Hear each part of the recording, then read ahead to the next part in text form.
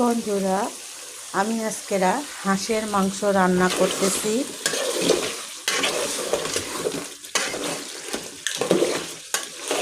এখন ভালো করে কষিয়ে নিচ্ছি সুন্দর করে।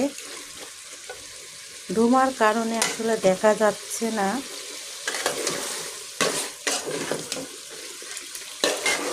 রাজহাঁসের মাংস ভালো করে কষাইলে অনেক মজা লাগে। তো আমরা এভাবে রাজহাঁসের মাংস কষিয়ে নেই, যাতে খেতেও ভালো লাগে। আর এই সাইডে আমার যেহেতু মাংস রান্না করেছি, একটু সালাদ না হলেই হয় না। তো এই যে সালাদ করেছি। আর এই সাইডে মাংস আমি ভালোভাবে কষিয়ে নিব, সুন্দর করে কষিয়ে নিব।